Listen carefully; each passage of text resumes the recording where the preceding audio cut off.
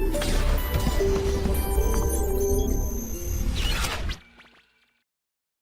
हाँ दोस्तों, तो कैसे हैं आप सब? बहुत ही अच्छे होंगे हमेशा की तरह।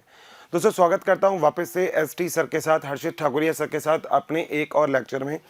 और आज इस लेक्चर के बारे में हम लोग डिस्कस कर रहे हैं ना दोस्तों, वो लेक्चर है एग्जैक्टली उस चीज़ के ऊपर जो हमने अभी तक पढ़ते हुए आ रहे हैं। आप लोगों ने अभी तक बहुत सारी बातें ऐसी हैं जो डिस्कस की इस चैप्टर के बारे में। दोस्तों हम लोगों ने डिस्कस किया कि एग्जैक्ट अगर देखा जाए तो अर्थ के ऊपर जो सूक्ष्म जीव होते हैं, वो सूक्ष्म जीव आखिर कितने ज़रूरी हैं। ठीक है भाई, मैंने आपको ये वाली बात ऑलरेडी और बहुत पहले भी बता दी थी कि हम लोग एक बात बोलते हैं कि अर्थ के ऊपर सूक्ष्म जीव तो नो डाउट बहुत ज़्यादा हैं, मगर इनमें से सूक्ष्म जीवों के फ़ायदे भी हैं तो हमारे पास सूक्ष्म जीवों के नुकसान भी हैं। अब जितने जितने सूक्ष्मजीवों के फायदे हैं, वैसे ही आप ये बात कह सकते हैं कि सूक्ष्मजीवों के नुकसान भी हैं। तो हम अभी इस चैप्टर के अंदर केवल और केवल बात करेंगे प्रॉफिट ही प्रॉफिट के बारे में, यानी कि सूक्ष्मजीवों का सच में आर्थिक महत्व क्या होता है। बात सही है? चलिए, क्योंकि भैया चैप्टर का नाम भी यही है तो हम माइक्रोब्स के बारे में कोई भी नेगेटिव चीज़ तो पढ़ेंगे नहीं। ठीक दोस्तों, अब एक्चुअली अगर हम इस चैप्टर में आगे पढ़ेंगे तो अभी तक हमने बहुत सारी चीज़ें देखी कि आखिर सूक्ष्मजीवों का व्यापारिक महत्व और आर्थिक महत्व हमारे लिए क्या है।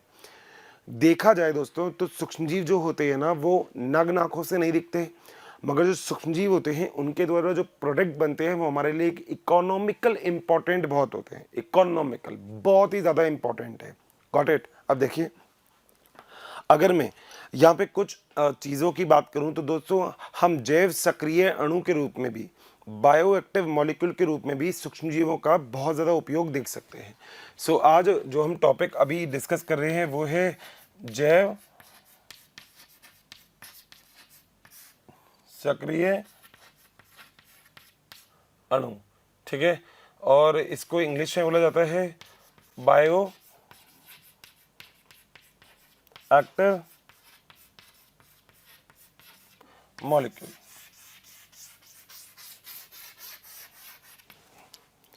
तो जैव सक्रिय अणु क्या होते हैं, देखो जरा मैं थोड़ी सी चीज़ बताता हूँ। एक्चुअली क्या है, सूक्ष्मजीवों के द्वारा ऐसे भी बहुत सारे पदार्थ हम लोगों को प्राप्त होते हैं जिनका हम मेडिकल इंडस्ट्री में यूज़ बहुत कर सकते हैं। आप लोग जानते हैं मेडिकल इंडस्ट्री, मेडिकल का मतलब होता है चिकित्सा के क्षेत्र में भी इनका उपयोग हो सकता है। एग्जाम्पल दोस्तों, एक एग्जाम्पल है स्टैटिन। क्या एग्जाम्पल है? स्टैटिन।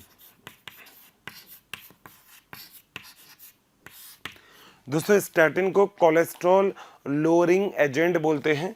तो इंग्लिश में ही पहले तो मैं लिख देता हूँ, इसका पूरा नाम स्टैटिन होता है और इसे हम क्या बोलते हैं? इसे हम बोलते हैं कोलेस्ट्रॉल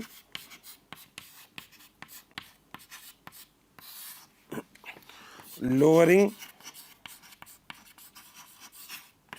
एजेंट। ठीक है, यानी कि कोलेस्ट्रॉल को शरीर के अंदर कम करने का काम करता है। जिस सूक्ष्मजीव से हमें ये प्राप्त होता है, सूक्ष्मजीव से, उसका नाम है मोनोकोकस या मोनास्कस, मोनास्कस परपरस। तो दोस्तों मोनास्कस परपरस वो सूक्ष्मजीव है जिस सूक्ष्मजीव की सहायता से हमें स्टैटिन प्राप्त होता है। देखो ये बात तो आप लोगों को पता है कि हमारा जो बॉडी के अंदर ब्लड होता है, उस ब्लड के अंदर कोलेस्ट्रॉल जनरली कभी मात्रा से ज़्यादा मिल जाता है तो जो ब्लड होता है, रुधिर होता है, वो बहुत गाढ़ा हो जाता है। अब भैया जो हृदय होगा उसे पंप करना पड़ेगा, मगर जब हृदय एग्जैक्टली पंप करता है तो भैया उसे जोर ज़्यादा लगेगा। अब जब हृदय को जोर ज़्यादा लगाना पड़ेगा तो भैया ये तो दिक्कत वाली बात है। तो इस दिक्कत वाली बात को सही करने के लिए हम लोग यूज़ में लेते हैं स्टैटिन। क्या यूज़ में लेते हैं? स्टैटिन। तो पहली चीज़ तो स्टैटिन के बारे में बात सही है।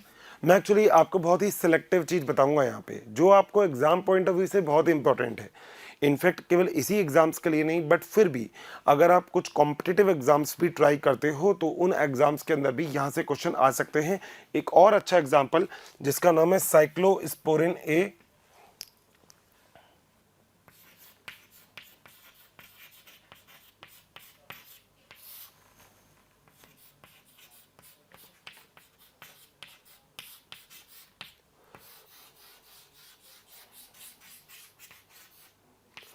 दोस्तों इसे इम्यूनो सप्रेसिव एजेंट बोला जाता है। यानी कि ये आपके शरीर की जो रोग प्रतिरोधक क्षमता होती है उसे कम करती है। ठीक है, तो क्या होता है ये रोग प्रतिरोधक क्षमता को क्या करती है, कम करती है। जरा मैं समझाऊंगा आपको इसका भी रोल क्या है। सबसे पहले तो ये जिससे प्राप्त किया जाता है, किससे प्राप्त किया जाता है दोस्तों, ये प्राप्त किया जाता है ट्राइकोडर्मा पॉलीस्पोरम से।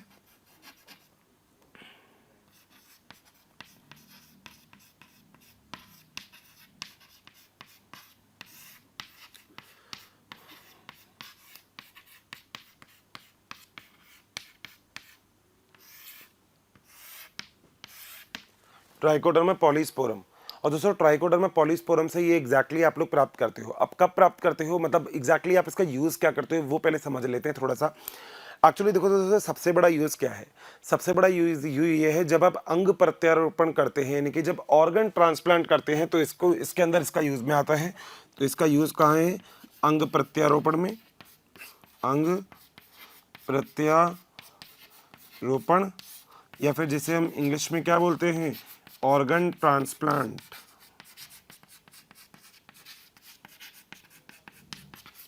आप में से बहुत सारे बच्चे, एक बात ना मेरे से कई बच्चों ने पूछा भी कि सर आप हिंदी के साथ साथ इंग्लिश क्यों लिखते हैं। भाई एक बार बताइए, डॉक्टर तो आप सबको बनना है। जब आप सबको डॉक्टर बनना है तो ये बात भी कंफर्म है कि आप लोग जब किसी को मेडिसिन लिखोगे तो हिंदी में तो लिखोगे नहीं, ठीक है, इंग्लिश में लिखना है। और आपको ये बताते हुए भी मुझे कोई दिक्कत नहीं है कि मैं बेसिकली हिंदी मीडियम से हूँ, और जब मैं पढ़ता था आपकी सी एज में था तब, बट बेसिकली बाद में मैंने इंग्लिश मीडियम लिया, वो एक अलग बात है। बट फाइनली हिंदी मीडियम से इंग्लिश मीडियम में आने के बाद इन टर्मिनोलॉजी को समझना ज़्यादा मुश्किल नहीं है। सो आप लोगों के लिए भी बिल्कुल मुश्किल नहीं होगा। दोस्तों अंग प्रत्यारोपण क्या होता है, देखो दो चीज़ें मैं आपसे यहाँ पे डिस्कस करूँगा। पहली चीज़ तो थोड़ा सा बाहर से, ठीक है, मगर आपके सिलेबस में है कहीं ना कहीं, मगर थोड़ा सा बाहर से बता रहा हूँ। दोस्तों आपके शरीर का जो निर्माण हुआ ना वो हुआ स्टेम सेल से। किससे, स्टेम सेल, एक ऐसी कोशिका जिसे हम मातृ कोशिका बोलते हैं, एक ऐसी कोशिका जिससे आपके शरीर का निर्माण हुआ, एक ऐसी कोशिका जिस कोशिका से आपके शरीर की जनन कोशिका, शुक्राणु अंडाणु, कायिक कोशिका, जितनी भी कोशिका आपको दिख रही है सारी बनी, और उस कोशिका का नाम है स्टेम सेल या मातृ कोशिका। बात लिख रहा हूँ थोड़ी सी अलग से, अलग वाली बात अलग से मत लेना भैया, अलग वाली बात थोड़ी सी दिमाग पे रख लेना। मातृ कोशिका, मातृ कोशिका स्टेम सेल होती है। इससे दो प्रकार की कोशिका बनती है, एक होती है दोस्तों कायिक और एक होती है जननिक। तो दोस्तों दो प्रकार की कोशिका होती है, कायिक कोशिका और जननिक कोशिका, ठीक है। कायिक और जननिक दो प्रकार की कोशिका आप लिख सकते हो। कायिक का मतलब सोमैटिक और जननिक का मतलब जनन वाली कोशिकाएं होती है, नॉर्मली आप लोग समझ सकते हो इसको। अब देखो आपके शरीर में एक कोशिका जिसे हम मातृ कोशिका बोलते हैं, आज के टाइम में एक्चुअली क्या है, मातृ कोशिका का कलेक्शन गवर्नमेंट मतलब कई सारी संस्था के द्वारा किया जा रहा है। बताता हूँ क्यों।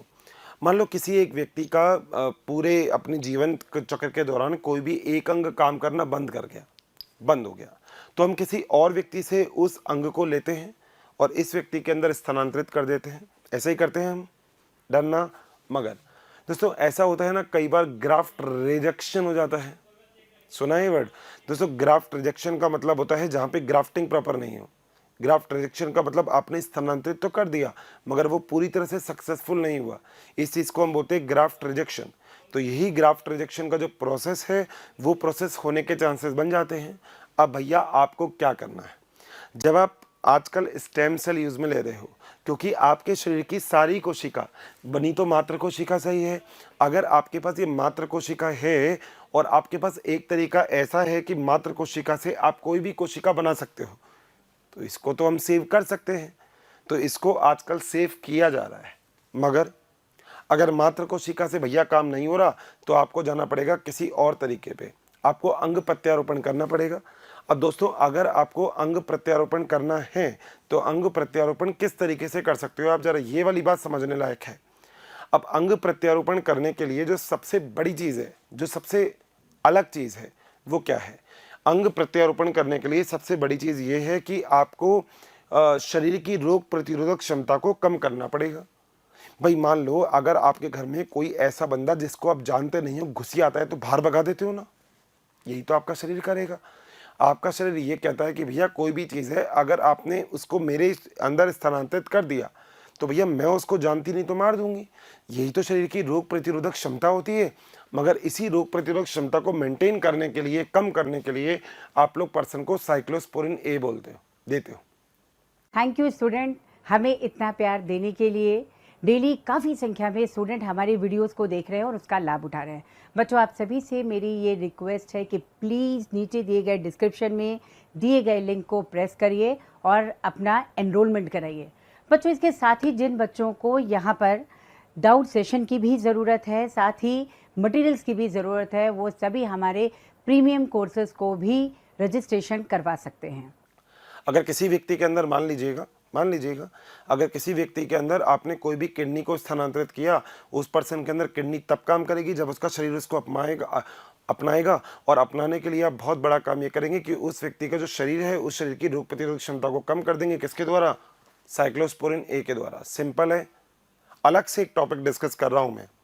हो सकता है आपको लगे कि नहीं सर, ये वाली चीज़ हमने पहले पढ़ रखी है, मगर बहुत सारी चीज़ें ऐसी होती है जो पहले नहीं पढ़ी होती। देखिएगा जरा इसमें फिर दोस्तों हम अगर आगे चलते हैं तो यहाँ पे ग्राफ्ट जो होते हैं वो 4 प्रकार के होते हैं। एक होता है ऑटो, एलो, नियो और जीनो। नियो को आप आइसो कर सकते हो, आइसो और जीनो। दोस्तों अब देखो क्या चीज़ है। ऑटोग्राफ्ट क्या होता है? अगर आपके शरीर का कोई पार्ट आपके शरीर में ही लगा दूंगा तो इसे हम बोलेंगे ऑटोग्राफ्ट, ठीक है। यानी कि आपके शरीर में, या स्वयं के शरीर में लिख दूं, थोड़ा सा सही रहेगा, स्वयं के शरीर में। अगला है एलो।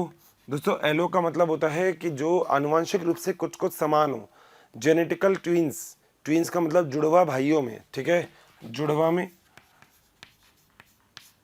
ये दोस्तों आइजो का मतलब होता है किसी और इंसान में जो आपका आनुवंशिक पदार्थ, जैसा मतलब मम्मी पापा जिसके सेम नहीं हो, यानी कि उसी जाति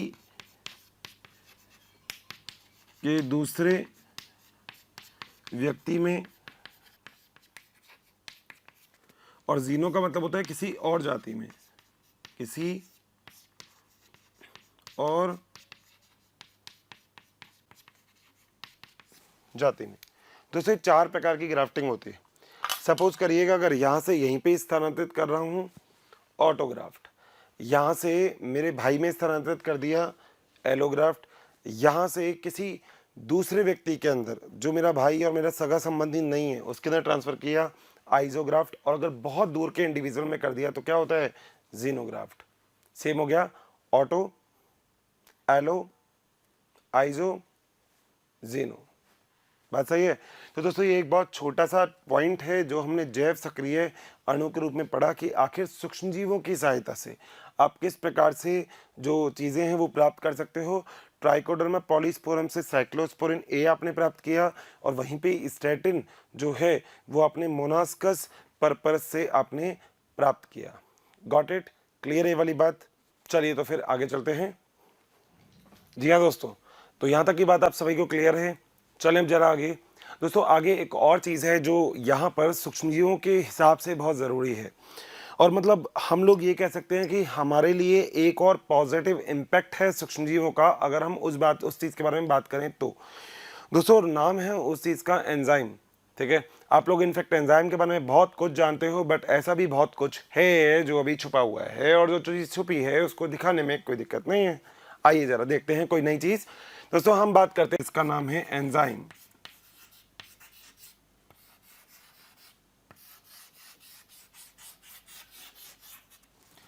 सबसे पहली बात तो हम ये करते हैं कि जो एंजाइम वर्ड है, ये आखिर एंजाइम वर्ड दिया किसने? दोस्तों देने वाले वैज्ञानिक का नाम था कोहने। तो एक वैज्ञानिक था जिनका नाम था कोहने,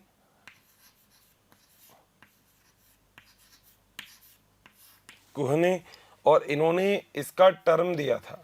बात सही है? तो टर्म देने का काम किसका था? कोहने का। पहली बात तो हो गई। दूसरी चीज, आखिर एंजाइम होते क्या है? दोस्तों सबसे पहले तो मैं एक डेफिनेशन आपको लिखूंगा, ठीक है, और वो वाली चीज़, वो डेफिनेशन आपके लिए और मतलब आगे वाली चीज़ों के लिए भी और पहले के लिए भी बहुत ज़रूरी है। क्या है वो चीज़? दोस्तों वो एक लाइन है बहुत ही अच्छी सी, और वो लाइन है कि सभी एंजाइम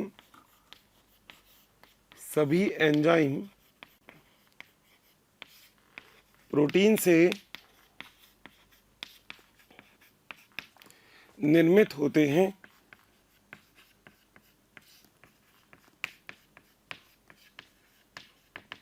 परंतु सभी प्रोटीन एंजाइम नहीं होते।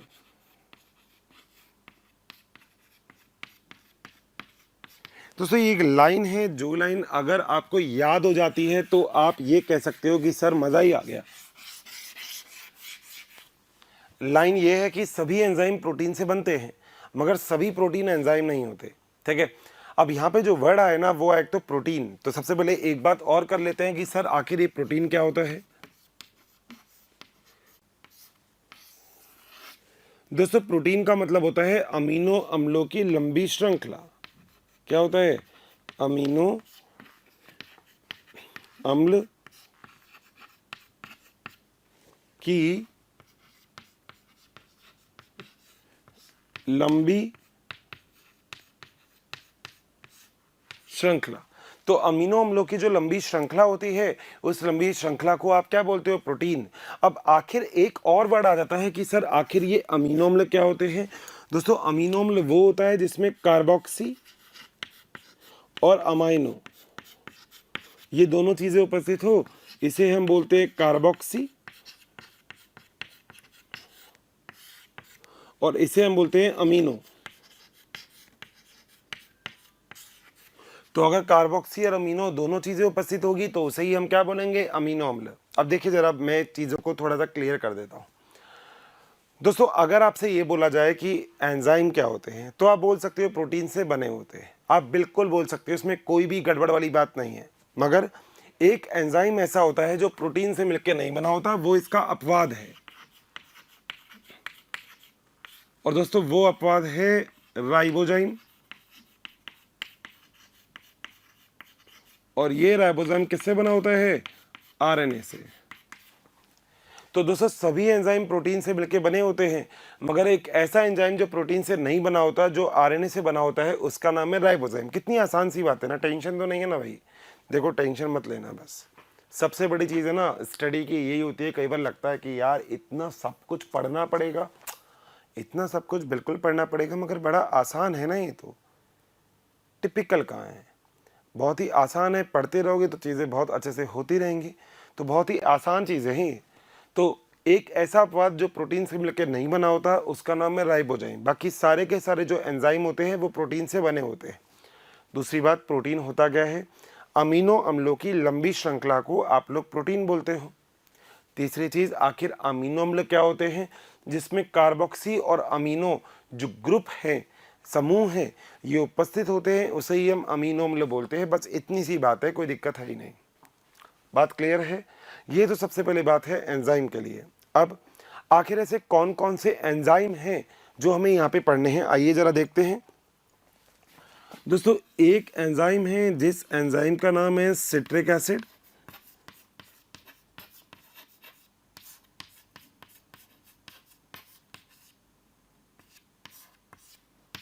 ये भी एक एंजाइम, ये भी मतलब सिट्रिक एसिड भी एक अम्ल है जो एग्जैक्टली अगर देखें तो आप माइक्रोब्स के थ्रू डेवलप कर सकते हो आसानी से, कोई दिक्कत नहीं है। अच्छा एक बात मैं आपको और बता देता हूँ दोस्तों, एक वैज्ञानिक थे जिनका नाम था बकनर। क्या नाम था? बकनर। ऐसा नहीं है बकते ज़्यादा थे, मगर इन्होंने बहुत ही काम की चीज़ बताई थी। पता है क्या? एक वैज्ञानिक थे जिनका नाम था बकनर। इन्होंने एक्चुअली अपनी पूरी थीसिस में एक बात बोली। इन्होंने कहा ईस्ट के अंदर भी बहुत सारी ऐसी चीज़ें होती हैं जो एंजाइम से प्रेरित होती हैं।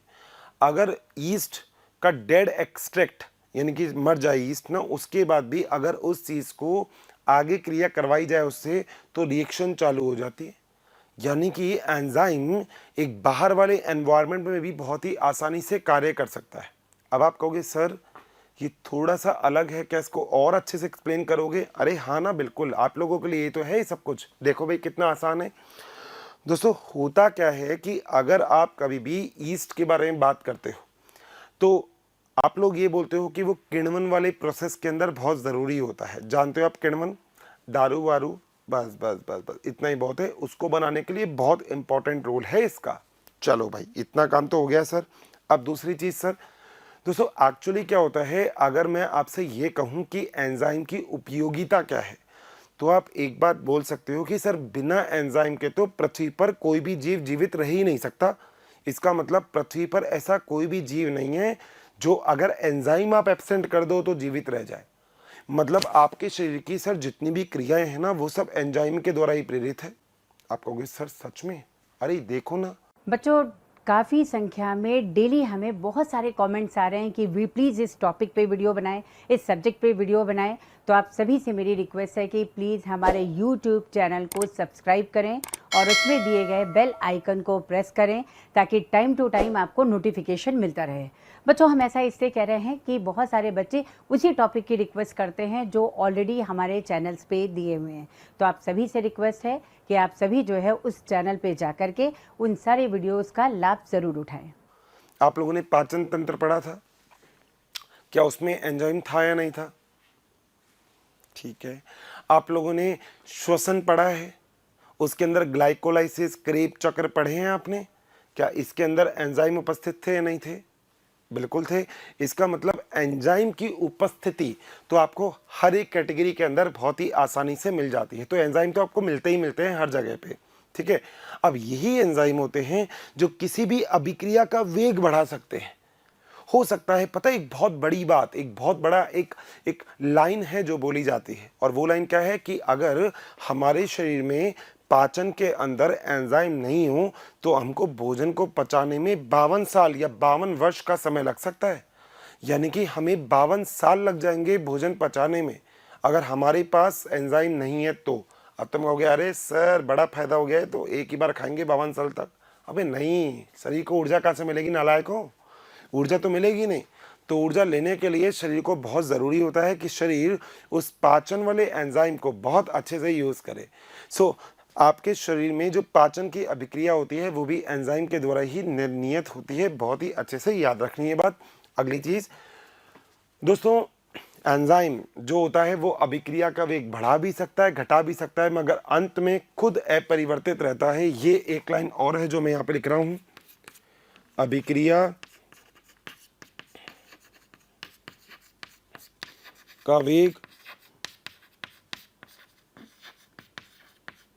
बढ़ा भी सकता है, घटा भी सकता है, परंतु अभिक्रिया के अंत में खुद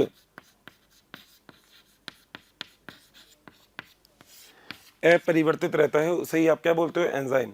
तो एंजाइम अभिक्रिया का वेग बढ़ा भी सकता है, अभिक्रिया के वेग घटा भी सकता है, मगर अंत में अभिक्रिया के अंत में वो खुद एज इट इज रहता है। इसी चीज़ को आप क्या बोलते हो? एंजाइम बोलते हो। बात सही है?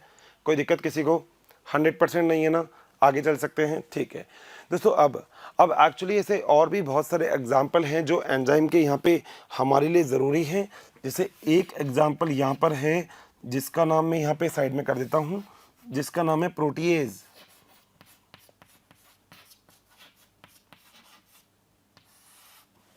दोस्तों प्रोटीएज को अगर आप लोग कहो तो प्रोटीएज को बनाने के लिए दो सूक्ष्म जीवों की आवश्यकता होती है, जिसमें एक तो है एस्परजिलस ओराइजी।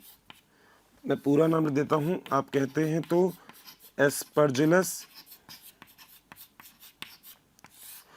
ओराइजी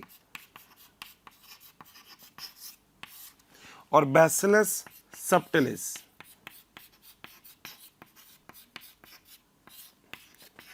सबटिलिस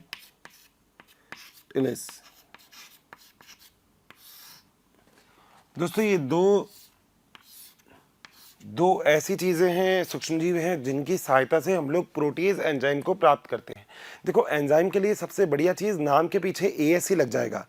जैसे प्रोटीएज, लाइपेज, सल्फेटेज, लाइगेज, तो लास्ट में ASE लग जाएगा तो वो एंजाइम हो जाएगा।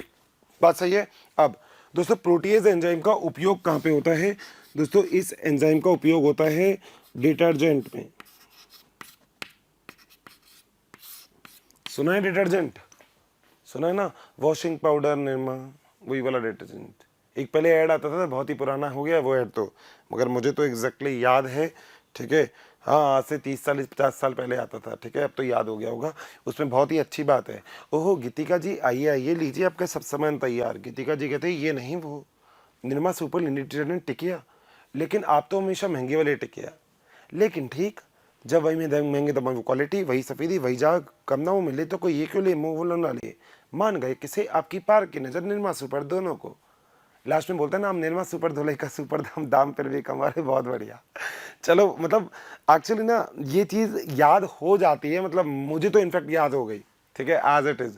तो डिटर्जेंट के बारे में बात करें तो भैया ऐसे वैसे जैसे भी दाग हो, सर्फ एक्सेल है ना, ठीक है, टाइड सर्फ एक्सेल बढ़िया काम चल रहा है, फर्स्ट क्लास। और यही चीज़ होती है जो प्रोटीएज के लिए बहुत ज़रूरी है। तो जो प्रोटीएज एंजाइम होता है, ये एंजाइम एग्जैक्टली डिटर्जेंट की तरह काम कर सकता है। और ये प्रोटीएज एंजाइम एस्परजिलस ओराइजी और बैसिलस सबटिलिस के द्वारा आपको प्राप्त होता है। दो बात दोस्तों। तीसरी चीज़ दोस्तों, एक और एंजाइम है जिसका नाम है फ्यूमेरिक एसिड,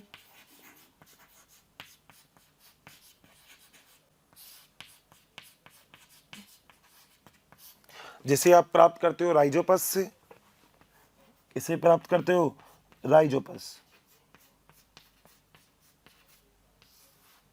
बात सही है।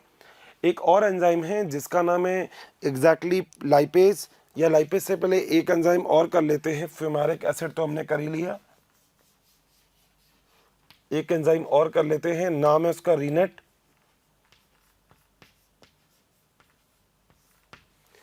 दोस्तों रीनेट एक्चुअली एक एंजाइम है जिसको आपने काल्फ यानी कि मवेशी के स्टमक से प्राप्त किया। आपने प्राप्त किया रीनेट को कहां से, मवेशी से। और दोस्तों रीनेट का उपयोग जो है ना वो किया जा रहा है चीज निर्माण में। किसके निर्माण में, चीज।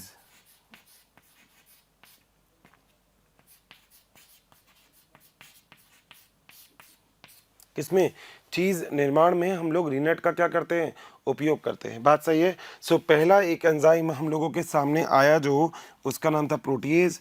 दूसरा एंजाइम हम लोगों के सामने आया फ्यूमेरिक एसिड। तीसरा एंजाइम हम लोगों के सामने एक और आया जिसका नाम था सिट्रिक एसिड। और चौथा एंजाइम जो हम लोगों के सामने आया उसका नाम क्या रख दिया था हमने, बिल्कुल सही है, उसका नाम हमारे सामने आ गया रीनेट।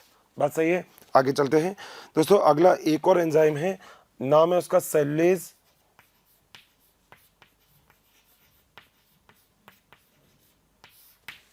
सेलुलेज, ठीक है, ये रीनेट को भी ब्लॉक कर दो और सेलुलेज के भी ब्लॉक कर दो, ठीक है। दोस्तों सेलुलेज को आप प्राप्त करते हो माइरोथीसियम, सूक्ष्मजीव है, नाम है उसका माइरोथीसियम।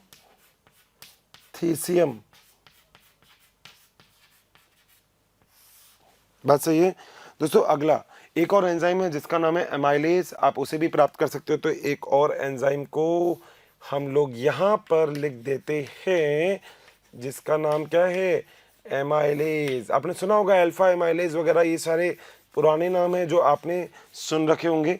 दोस्तों अगर मैं एग्जैक्टली एमाइलेज की बात करता हूँ तो बैसिलस सबटिलिस एस्परजिलस नाइजर, ये इससे प्राप्त होता है। तो बैसिलस को शॉर्ट फॉर्म में बैसिलस लिख दिया, बी सबटिलिस। इसके अलावा एस्परजिलस नाइजर, इसके द्वारा आप लोग एमाइलेज जो एंजाइम है इसे आप क्या करते हो, प्राप्त। और एक और चीज़ दोस्तों, एक्चुअली एमाइलेज एंजाइम का जो उपयोग है वो बियर और ब्रेड एंड कर देते हैं, बियर एंड ब्रेड इंडस्ट्रीज के अंदर होता है। तो बियर और ब्रेड की जो इंडस्ट्रीज होती हैं उन इंडस्ट्रीज के अंदर आप लोग जो एमाइलेज होता है इसको बहुत ज़्यादा अमाउंट में क्या करते हो, यूज़ और यूटिलाइज करते हो। सिंपल सी बात है। एंजाइम के लिए अभी तक हमने पढ़ा एक एंजाइम जिसका नाम था protease, citric acid, fumaric acid, rennet, cellulase और एमाइलेज। गॉट इट दोस्तों। एक एंजाइम हम यहाँ पे और भी एक्सप्लेन कर सकते हैं, तो मैं नीचे एक बार रब कर देता हूँ, ऊपर तो फिर घोच पोच हो जाएगा। नीचे आप एक बार स्क्रीनशॉट ले सकते हैं, इसका ले लिया है, चलें आगे, ठीक है दोस्तों। जरा यहाँ से हम थोड़ा सा इसको रब कर देते हैं बस। दोस्तों एक और एंजाइम है जिसका नाम है लाइसिन। क्या नाम है, जिसे आप एंटेरोबैक्टीरियम से प्राप्त करते हो।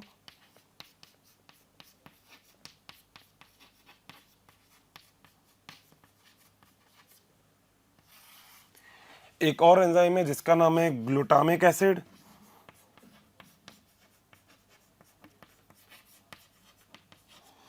जिसे आप प्राप्त करते हो एस्परजिलस से।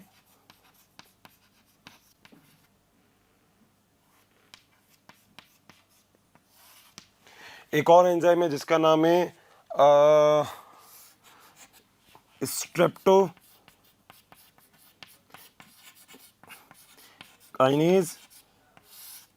दोस्तों स्ट्रेप्टोकाइनेज को आप लोग एग्जैक्टली क्लॉट बस्टर के रूप में भी यूज में लेते हो, क्लॉट बस्टर। और आजकल ना इसका जेनेटिक इंजीनियरिंग यानी कि आनुवांशिक अभियांत्रिकी के द्वारा, समझाऊंगा मैं जरा अभी, आनुवांशिक अभियांत्रिकी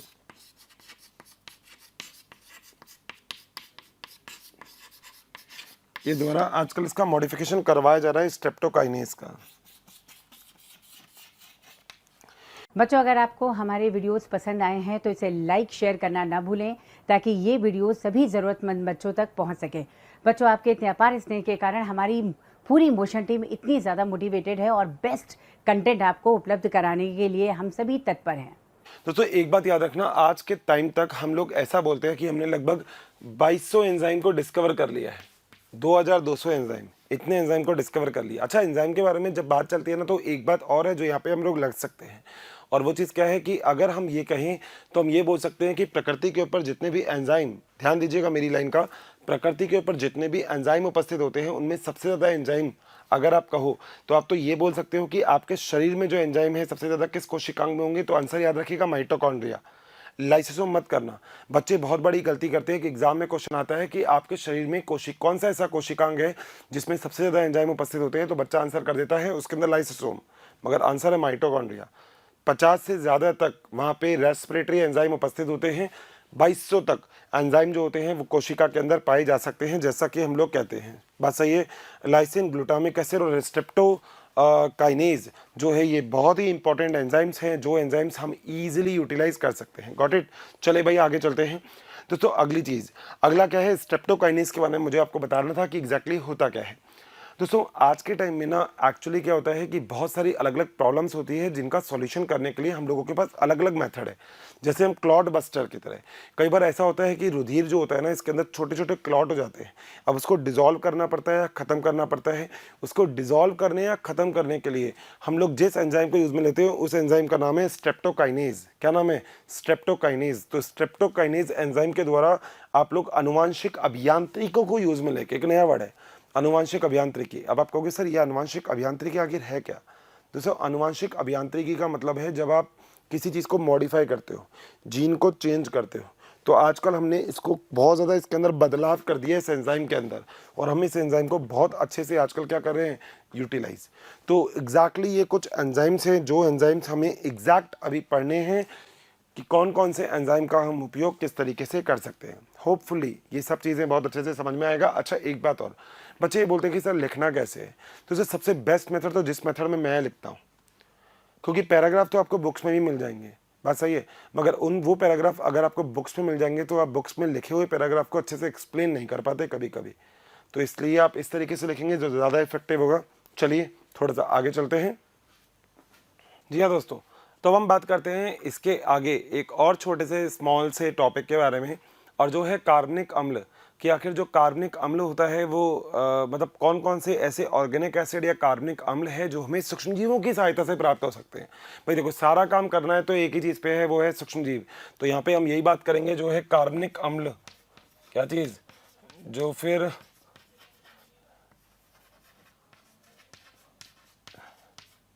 कार्बनिक अम्ल जो हम एग्जैक्टली किससे प्राप्त कर रहे हैं, सूक्ष्मजीवों से।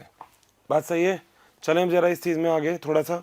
ओके दोस्तों, अगर मैं कार्बनिक अम्ल की बात करता हूं तो यहाँ पे आप लोग ऐसे बहुत सारे कार्बनिक अम्ल हैं जिन्हें हम सूक्ष्मजीवों की सहायता से प्राप्त कर सकते हैं। ध्यान दीजिएगा मेरी बात का, ऐसे बहुत सारे कार्बनिक अम्ल हैं जिसे हम सूक्ष्मजीवों की सहायता से प्राप्त कर सकते हैं। अब ऐसे कौन कौन से हैं? दोस्तों पहला एग्जाम्पल हमारे सामने है जिसका नाम है लैक्टिक एसिड।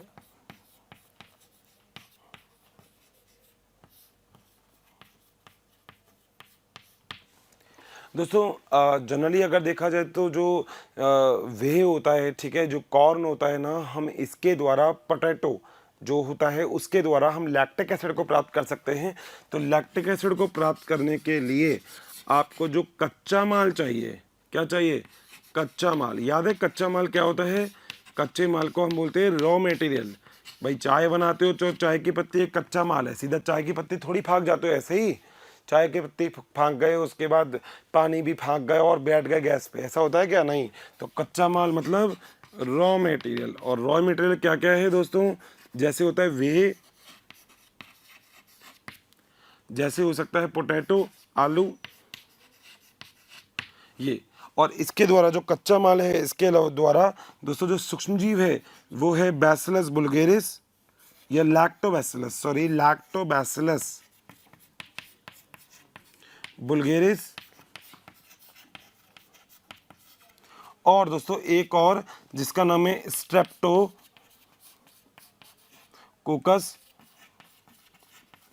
लैक्टिस। दोस्तों इन दो की सहायता से आप लोग लैक्टिक एसिड का निर्माण कर सकते हो। ये हैं सूक्ष्मजीव, लैक्टोबैसिलस बुल्गेरिस और स्ट्रेप्टोकोकस लैक्टिस। इन दोनों की सहायता से अगर आप कच्चा माल ये लोगे तो आपके पास बनेगा भैया लैक्टिक अम्ल। क्या बनेगा? लैक्टिक अम्ल। अगली चीज दोस्तों जो दूसरा पॉइंट है हमारे पास, वो दूसरा पॉइंट है, अगर हमें बनाना है सिट्रिक अम्ल,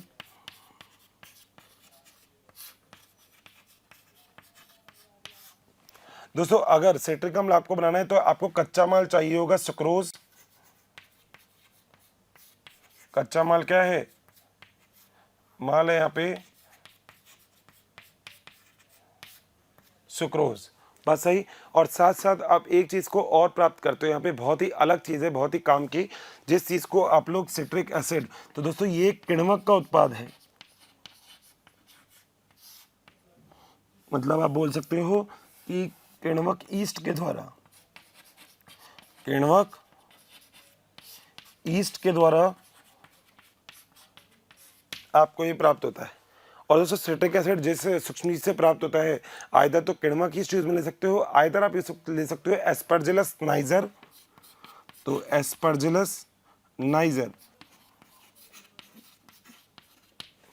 दोस्तों बहुत सारी अलग अलग चीज़ें, जैसे फूड इंडस्ट्री होती है ना, फूड, खाना वाना बनाने वाली जो ये जो चाइनीज़ प्रोडक्ट होते हैं इसके अंदर, ठीक है, इसके अलावा इंक के अंदर, डाई के अंदर आपको यही काम में लेना पड़ता है एसिडिक एसिड। तो इसका उपयोग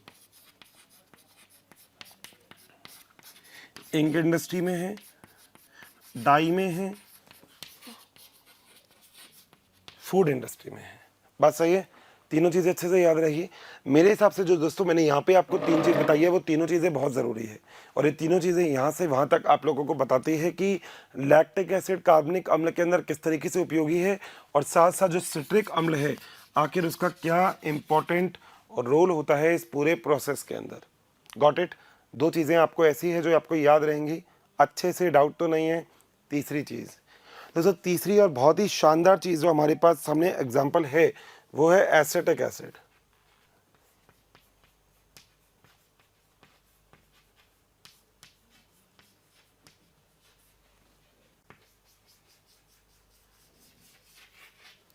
दोस्तों एसिटिक एसिड का निर्माण आप लोग किस तरीके से कर सकते हो, इसको एक पूरा प्रोसेस है। तो मैं एग्जैक्टली आपके सामने पूरा प्रोसेस लिख सकता हूँ, आपको थ्योरी की ज़रूरत नहीं है, केवल एक प्रोसेस से आपको ये याद हो जाएगा। क्या चीज़ है दोस्तों? आपको लेना है ग्लूकोज, और दोस्तों ग्लूकोज के को आपको ट्रीट करवाना है किससे? ईस्ट से। और श्वसन कौन सा होगा यहाँ पे? एवायवी है। दोस्तों बनता क्या है? क्या है यहाँ पे? इथाइल अल्कोहल बनता है और CO2 बनता है। तो बनता है इथाइल अल्कोहल बनता है, और साथ साथ क्या बनता है? CO2। ठीक है, इसी इथाइल अल्कोहल को अब वापस से यूज में लेते हो,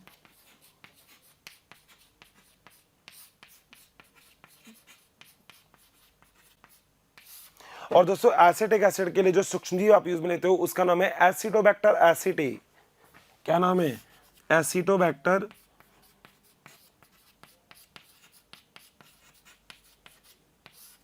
एसिटी। और इस एसिडोबैक्टर एसिटी के द्वारा आप बदल देते हो इथाइल अल्कोहल को एसिटिक एसिड में।